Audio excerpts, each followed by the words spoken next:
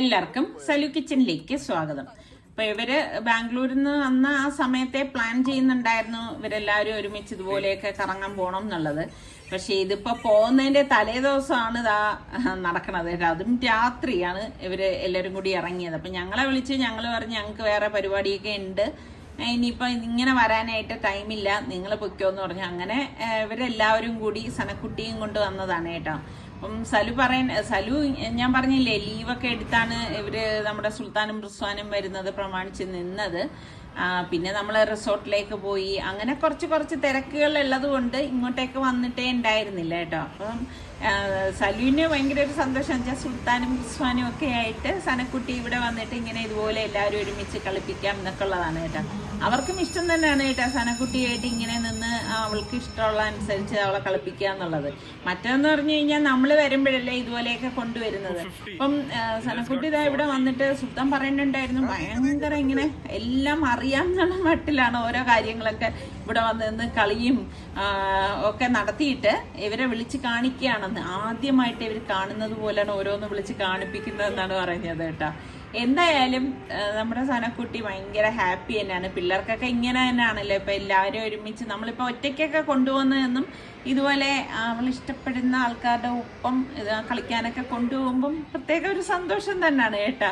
അപ്പൊ നമ്മള് അന്ന് റിസോർട്ടിൽ പോയപ്പോൾ ഞാൻ പറഞ്ഞില്ലേ അവൾക്ക് ഒന്നിലിരിക്കുമ്പോഴേക്കും അടുത്തേല് കയറണം എന്ന് പറഞ്ഞതുപോലെ തന്നെ ആയിരുന്നു ഇവിടെ വന്നപ്പോഴും എന്ന് പറഞ്ഞു കേട്ടാ. കാരണം ഒന്നിലിരുന്ന് കളിച്ചുകൊണ്ടിരിക്കുമ്പോ തന്നെ അടുത്തേലേക്ക് കളിക്കാനായിട്ട് ഒരുതരം വെപ്രാളവും ഒരുതരം എന്ത് പറയാൻ ഇങ്ങനെ ഭയങ്കര വെപ്രാളമാണ് കേട്ടോ. അതാണ് ഈ സനക്കുട്ടിയുടെ ഒരു കാര്യം എന്ന് പറഞ്ഞാൽ കണ്ടോ. അവിടെ നിന്നിട്ട് ആ ബോളൊക്കെ കൂടി വാരി എറിയുന്നതൊക്കെ. അപ്പം ഇതൊക്കെ സുൽത്താനും റിസ്വാനും ഒന്നും അറിയത്തില്ല, ആൾക്കാണ് ഇതൊക്കെ അറിയുന്നത് എന്നൊക്കെ ഉള്ള മട്ടിലാണ് എല്ലാം കാണിച്ചു കൊടുക്കുകയൊക്കെ ചെയ്യുന്നത്. പിന്നെ ഇവൾക്കൊപ്പം നിന്നോളും കേട്ടോ ഇവർ രണ്ടുപേരും, സുൽത്താനായാലും റിസ്വാനായാലും. അപ്പം അതിനിടയിൽ അവരും പോയി നിന്നതാ കുറച്ചൊക്കെ ഇങ്ങനെയൊക്കെ എൻജോയ് ചെയ്യാണ്. പിന്നെ ഇവര് നാളെ പോവാണല്ലോ, അപ്പൊ പോകുന്നത് പ്രമാണിച്ച് ഇവർക്ക് കുറച്ച് സാധനങ്ങളൊക്കെ വാങ്ങിക്കാനുണ്ടായിരുന്നു കേട്ടോ. അപ്പൊ അങ്ങനെയാണ് അതും കൂടിയൊക്കെ വാങ്ങിക്കാൻ കരുതിയിട്ടാണ് ഇവര് പിന്നെ ഇങ്ങോട്ടേക്ക് തന്നെ വന്നത് കേട്ടോ. അപ്പം ഞാനാണെങ്കിൽ ഈ പറഞ്ഞ മാതിരി നേരത്തെ പറയുന്നുണ്ട് മോനെ എന്തെങ്കിലുമൊക്കെ വാങ്ങിക്കാനുണ്ടെങ്കിൽ നേരത്തെ പറയണമെന്ന് പറഞ്ഞപ്പോൾ പറഞ്ഞു പ്രത്യേകിച്ചൊന്നും ഇല്ലാന്ന്. ഇവരിങ്ങനെയാണ് കേട്ടോ. എന്നിട്ട് അവസാന നിമിഷം ആകുമ്പോഴേക്കും കുഴപ്പമില്ല, അവർക്കെല്ലാം അറിയുന്നത് എന്തൊക്കെയാണ് കൊണ്ടുവേണ്ടതെന്നൊക്കെ ഉള്ളത്. അപ്പൊ പിന്നെ അവരുടെ ഫ്രണ്ട്സിനും ഒക്കെ കൊടുക്കാൻ വേണ്ടിയിട്ടുള്ള കാര്യങ്ങൾ മാത്രമേ വാങ്ങിക്കേണ്ടതായിട്ടൊക്കെ ഉള്ളൂ. ഇപ്പം ഇതാ നമ്മുടെ റിച്ചുവും ഇതാ അവിടെ നിന്ന് കളിക്കുകയാണ് കേട്ടാ. അപ്പം ഇവര് നല്ലതുപോലെ ഞങ്ങളെ വിളിച്ച് കേട്ടോ ഉമ്മയും പാപ്പയും വാ പ്ലീസ് നമുക്ക് എല്ലാവർക്കും കൂടി ഒരുമിച്ച് പോവാന്നൊക്കെ പറഞ്ഞിട്ട്. നമുക്ക് തീരെയും വരാൻ പറ്റാത്ത ഒരവസ്ഥ തന്നെയായിരുന്നു. നമ്മൾ പറഞ്ഞു നിങ്ങൾ പോയിട്ട് എൻജോയ് ചെയ്യും, നമ്മളുടെ കാര്യങ്ങൾ നടക്കുകയും ചെയ്യുമല്ലോ. അല്ലെങ്കിൽ പിന്നെ എന്ന് പറഞ്ഞു കഴിഞ്ഞാൽ നമ്മളുടെ കാര്യങ്ങളെല്ലാം പിന്നീട് പെൻഡിങ് ആവുകയും ചെയ്യും. നമുക്ക് അത്യാവശ്യം ചെയ്ത് തീർക്കേണ്ട കുറച്ച് കാര്യങ്ങളും ഒക്കെ ഉള്ളത് കൊണ്ട് പിന്നെ ഇവർക്കൊപ്പം അങ്ങോട്ട് വരാനായിട്ടൊന്നും സാധിച്ചിട്ടുണ്ടായിരുന്നില്ല.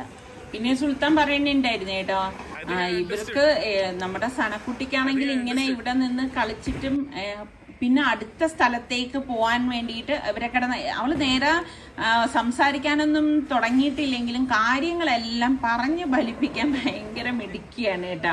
അപ്പൊ അവിടെ ഇതുണ്ട് മറ്റേതുണ്ട് എന്നൊക്കെ പറഞ്ഞിട്ട് ഇത് ചെയ്യണമെന്ന്.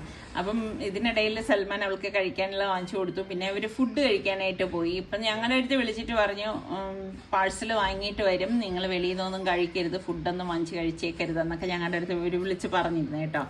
അപ്പം ഇവർക്കുള്ള ഫുഡൊക്കെ ഇവരിതേ വാങ്ങി കഴിക്കുകയാണ്. അപ്പം ഫുഡെല്ലാം കഴിച്ച് കഴിഞ്ഞ ശേഷമാണ് പിന്നെ ഇവർക്ക് കൊണ്ടുപോകാൻ വേണ്ടിയിട്ട് കുറച്ച് സാധനങ്ങളൊക്കെ വാങ്ങിക്കണം എന്നൊക്കെ ഞാൻ പറഞ്ഞിട്ടുണ്ടായിരുന്നില്ല. അങ്ങനെ അതും ഒക്കെ വാങ്ങിച്ചിട്ട് ഇതാ അവര് തിരിച്ചു വരേണ്ട കേട്ടാ. തിരിച്ചു വരുമ്പോ സനക്കുട്ടിയുടെ ഫേസ് ഇതാ ഇതിങ്ങനെയാണ് കേട്ടാ, ഭയങ്കര സാഡായിട്ടങ്ങ് നിൽക്കും കേട്ടോ. എല്ലാ മക്കളും ഇങ്ങനൊക്കെ തന്നെ ആണല്ലേ അല്ലേ. അവർക്ക് ഇങ്ങനെ എപ്പോഴും കറങ്ങിക്കൊണ്ടിരിക്കണമെങ്കിൽ അത് തന്നെ ആയിരിക്കും ഭയങ്കര സന്തോഷം കേട്ടോ. ആളിന് നല്ല ഉറക്കം വരികയും ചെയ്യുന്നുണ്ട്. അപ്പം ഞാൻ ഇതിന് മുൻപ് കാണിച്ചിട്ടുണ്ടായിരുന്നില്ലേ മുഴുവനേ മാങ്ങ കിട്ടിയപ്പോഴേക്ക് അത് ഇതുപോലെ ഉപ്പിലിട്ട് വെച്ചിട്ടുണ്ടായിരുന്നു. അപ്പോൾ ഞാൻ സുൽത്താനെയും റിസ്വാനെയും കരുതിയിട്ടാണ് ഈ മാങ്ങ ഉപ്പിലിടുന്നതെന്നൊക്കെ അന്ന് പറഞ്ഞിട്ടുണ്ടായിരുന്നു. കണ്ടിട്ടുള്ള എത്ര പേരുണ്ടെന്ന് എനിക്കറിയത്തില്ല. നിങ്ങളൊക്കെ ഇങ്ങനെ മാങ്ങ ഉപ്പിലിടാറുണ്ടോ? ഇഷ്ടമുള്ള എത്ര പേരുണ്ടെന്ന് പറയട്ടാ. ഏത് മാങ്ങയാണോ നെല്ലിക്കയാണോ ഉപ്പിലിട്ടത് ഇഷ്ടം എന്നൂടെ പറയണേ. അപ്പം ഞാൻ ആ ഉപ്പിലിട്ടതിന് ആ ഉപ്പുവെള്ളം ഇല്ലാണ്ട് മാങ്ങ മാത്രമായിട്ട് ഒരു സിപ്ലോ കവറിലേക്ക് മാറ്റിയിട്ടുണ്ട്. അപ്പം അതിൽ കുറച്ച് കൂടുതൽ എടുത്തത് നമ്മുടെ സുൽത്താനാണ്. സുൽത്താൻ്റെ കുറച്ച് ഫ്രണ്ട്സിനും കൂടി കൊടുക്കാൻ വേണ്ടിയിട്ടാണ് കേട്ടോ. പിന്നെ റിച്ചുവിന് ഇത് ഭയങ്കര ഇഷ്ടമാണ്. റിച്ചു ആണെങ്കിൽ ഇങ്ങനെ ചുമ്മാ ഇങ്ങനെ കടിച്ച് കഴിക്കും കേട്ടോ. അപ്പം ഞാനത് ഇങ്ങനെ രണ്ടുപേരുടെയും പാക്കറ്റിലാക്കി ഇങ്ങനെ സിപ്ലോക്ക് കവറിലൊക്കെ ആക്കി നല്ല ടൈറ്റ് ചെയ്തൊക്കെ വെക്കുന്നുണ്ട്. പിന്നെ ഇത് പോരാഞ്ഞിട്ട് ഇനിയിപ്പം നമ്മുടെ സുൽത്താനും നല്ല ഒരു കവറിങ് തന്നെ ചെയ്യും കേട്ടോ ഇത്. അപ്പം നമ്മൾ ഉദ്ദേശിച്ച കാര്യങ്ങൾ അവർക്ക് വേണ്ടിയിട്ട് ചെയ്തതാവുമ്പം ആ ഒരു രീതിയിലൊക്കെ പാക്ക് ചെയ്തൊക്കെ എടുക്കുമ്പോൾ ഭയങ്കര സന്തോഷമാണ് കേട്ടോ. പിന്നെ ഞാൻ പറഞ്ഞില്ലേ അച്ചാറിട്ട് വെച്ചിട്ടുണ്ടായിരുന്നു. പിന്നെ അതിൻ്റെ കൂട്ടത്തിൽ ഉമ്മായും കുറച്ച് അച്ചാർ തന്നിട്ടുണ്ടായിരുന്നു. അപ്പം ആ പൊട്ടുന്ന കുപ്പിയിൽ ചില്ലു കുപ്പിയിലുള്ള അച്ചാർ നമുക്ക് അങ്ങനെ കൊടുത്തുവിടാൻ പറ്റത്തില്ലല്ലോ. ഇപ്രാവശ്യം ഇവർ പിന്നെ ഫ്ലൈറ്റിലാണ് പോണത്. അപ്പം അതുകൊണ്ട് തന്നെയും ഇതിപ്പോൾ ഞാൻ ഇതുപോലെയുള്ള പ്ലാസ്റ്റിക് കണ്ടെയ്നറിലാക്കിയിട്ടാണ് ഇത് കവർ ചെയ്തെടുക്കുന്നത് കേട്ടോ. അപ്പോൾ 2 പേർക്കും ഉള്ളതും ഇതുപോലെ എടുക്കുന്നുണ്ട്. അപ്പോൾ സുൽത്താൻ പറയാനുണ്ട് ഉമ്മ ഈ ഒരു കുപ്പിയിലൊക്കെ ആക്കി കഴിഞ്ഞാൽ അത് ഡ്രസ്സിലൊക്കെ ആകും എന്ന് പറഞ്ഞു. ഞാൻ പറഞ്ഞു ഒന്നും ആവത്തില്ല സുലു, നീ ധൈര്യമായിട്ട് കൊണ്ടുപോകുമെന്ന് പറഞ്ഞിട്ടാണ്. എൻ്റെ കയ്യിൽ ഇവിടെ പഞ്ചസാര വാങ്ങിയ കുപ്പിയൊക്കെ ഉണ്ടായിരുന്നു, അതിലൊക്കെയാണ് ഞാൻ എടുത്തത് കേട്ടോ. പിന്നെ അവൻ്റെ ഫ്രണ്ട്സിന് കൊടുക്കാൻ വേണ്ടിയിട്ട് അച്ചാർ വേണം, ചക്ക വേണം എന്നൊക്കെ പറഞ്ഞിട്ടുണ്ടായിരുന്നു കേട്ടോ. അത് വന്നപ്പോഴേ പറഞ്ഞതാണ്. അപ്പം ചക്ക കിട്ടിയപ്പം അത് ഞങ്ങൾ ഫ്രീസറിലാക്കി വെച്ചിട്ടുണ്ടായിരുന്നു, പാക്ക് ചെയ്ത് തന്നെ വെച്ചിരിക്കുകയായിരുന്നു കേട്ടോ. അപ്പം അതും എടുത്തു. അങ്ങനെ നമ്മുടെ സുൽത്താനാണ് ഇതാ പാക്ക് ചെയ്യണത് കേട്ടോ. അപ്പോൾ സുൽത്താൻ്റെ പാക്കിങ് എന്ന് പറഞ്ഞാൽ പക്ക നല്ല പെർഫെക്റ്റ് പാക്കിംഗ് ആണ് കേട്ടോ, ഒന്നും വരത്തില്ല. അപ്പോൾ സുൽത്താൻ പറഞ്ഞ സനക്കുട്ടിയുടെ 1-2 പാമ്പേഴ്സ് ഇങ്ങ് തരാമോ, ഉപയോഗിക്കാത്തത് വേണം കേട്ടോ. അപ്പം ഞാൻ സനക്കുട്ടിയുടെ പാമ്പേഴ്സ് വാങ്ങിച്ചുകൊണ്ട് ഒന്ന് കൊടുത്തപ്പോഴേക്ക് ഇതാ കണ്ട ഇങ്ങനെ കവർ ചെയ്തെടുക്കേനെ കേട്ടാ, അതിനൊക്കെ ഇട്ട് മൂടി. അപ്പം പറഞ്ഞു ഒട്ടും അത് നല്ലൊരു ടെക്നിക്കല്ലേ, അതാവുമ്പം ഇനിയിപ്പോൾ എണ്ണ ഇനി പുറത്തേക്ക് വന്നാൽ ആ പാമ്പേഴ്സ് പിടിച്ചെടുത്തോളൂല്ലോ. അങ്ങനെ അതെല്ലാം പാക്ക് ചെയ്തെടുത്തു. പിന്നെ എല്ലാം ഒന്ന് അറേഞ്ച് ചെയ്ത് ഈ പെട്ടികളിലേക്കൊക്കെ ആക്കി ബാഗിലും ആക്കിയൊക്കെ വെച്ചായിരുന്നു കേട്ടോ. അതാ കണ്ട. പിന്നെ അതൊന്നും ഞാൻ വീഡിയോ എടുക്കാനായിട്ട് നിന്നിട്ടുണ്ടായിരുന്നില്ല. അത് കഴിഞ്ഞപ്പോൾ പോകാനുള്ള ടൈമായി. ഇവർ ഈ പ്രാവശ്യം ഞാൻ പറഞ്ഞില്ലേ അങ്ങോട്ടേക്ക് പോകുന്നത് ഫ്ലൈറ്റിൽ തന്നെയാണ് അങ്ങോട്ടേക്ക് പോണത്. അപ്പം അത് കാരണം പിന്നെ 1 മണിക്കൂർ മുൻപ് നമ്മൾ അവിടെ എത്തണമല്ലോ. നമുക്ക് ശരിക്കും പറഞ്ഞാൽ ഇവിടെ നിന്ന് അടുത്ത് തന്നെയാണ് കേട്ടോ എയർപോർട്ട്. ഇപ്പോൾ ഒരു 4:30 മണി കഴിഞ്ഞിട്ടുണ്ട്. 4:30 ഇല്ല, കഴിഞ്ഞിട്ടില്ല, ആവാറായിട്ടുണ്ട്. അപ്പം അതിനിടയിൽ സനക്കുട്ടി ഉണർന്നിരുന്നു കേട്ടോ. ഉണർന്നിരുന്നപ്പോഴേക്ക് നന്ന ദദ്ദ എന്നൊക്കെ പറഞ്ഞിരുന്നപ്പോഴേക്ക് ഞങ്ങൾ ചോദിച്ചിരുന്നാൽ പിന്നെ സനക്കുട്ടിയെയും കൊണ്ടുപോകാമെന്ന് കരുതി. അപ്പം സൽമാൻ്റെ അടുത്ത് പറഞ്ഞു സലു ഉറങ്ങിക്കോ, സലുവിന് ഇനിയിപ്പം നാളെ അതായത് നേരം വെളുക്കുമ്പോഴേക്കും അവന് ഓഫീസിൽ പോകണമല്ലോ. അപ്പം പിന്നെ അവൻ്റെ ഉറക്കം നഷ്ടപ്പെടുത്തേണ്ട കാര്യമില്ലല്ലോ. പിന്നെ സുബൈക്ക് ആകുമ്പോഴേക്ക് ബാങ്ക് കൊടുക്കുമ്പോൾ അവൻ എന്തായാലും പള്ളിയിൽ പോകാൻ വേണ്ടിയിട്ട് എഴുന്നേക്കും. അപ്പം പിന്നെ നമ്മൾ കൊണ്ടുപോയി വിട്ടോളാം എന്ന് പറഞ്ഞു. അങ്ങനെ ലഗേജൊക്കെ എടുത്തു, വണ്ടിയിലേക്കൊക്കെ ആക്കിയിട്ടുണ്ട്. അപ്പോൾ ഇപ്രാവശ്യം ഞാൻ നിസാർക്കായും നമ്മുടെ സനക്കുട്ടിയാണ് നമ്മുടെ സുൽത്താനെയും റിസ്വാനെയും യാത്രയക്കാനായിട്ട് പോകുന്നത് കേട്ടോ. അതാ നേരം വെളുത്തിട്ടില്ല, ഇപ്പോഴൊക്കെ താമസിച്ചല്ലേ നേരം വെളുക്കുന്നത്. എന്നാലും നല്ല ഉഷ്ണമാണ് കേട്ടോ. നേരം ഇത്രത്തോളം ഈ ഒരു 4:30 മണി ഇപ്പം കഴിഞ്ഞിട്ടേ ഉള്ളൂ. നല്ല ചൂടുണ്ട് കേട്ടോ. അപ്പോൾ സനക്കുട്ടിയാണെങ്കിൽ നല്ല ഫോമിലാണ്. അപ്പോൾ അവൾക്ക് മനസ്സിലായി കേട്ടോ ഇവർ പോന്നു എന്നുള്ള കാര്യമൊക്കെ അറിയാം. കാരണം ഈ ലഗേജൊക്കെ എടുത്ത് വയ്ക്കുമ്പോഴേക്കും മനസ്സിലാവുമല്ലോ. സനക്കുട്ടി രാവിലെ എഴുന്നേറ്റ് എവിടെ പോണേ? സനക്കുട്ടി ദദ്ദൻ എന്നെ പോവാ. സനക്കുട്ടിയും പോവാണാ? എവിടെ പോണ? എനിക്കാണെങ്കിൽ ഇങ്ങനെ വെളുപ്പിന് ഇതുപോലെ യാത്ര പോകാനൊക്കെ ഭയങ്കര ഇഷ്ടമുള്ള ആളാണേ ഞാൻ. എന്നെ പോലുള്ളവരൊക്കെ ഉണ്ടാവുമല്ലോ അല്ലേ? ആരൊക്കെയാണെന്നൊന്ന് കമന്റ് ചെയ്യട്ടാ. എന്തായാലും റോഡൊക്കെ നല്ല വിജനമായിട്ടിരിക്കണേ. എവിടെ ടാറ്റ പോണ?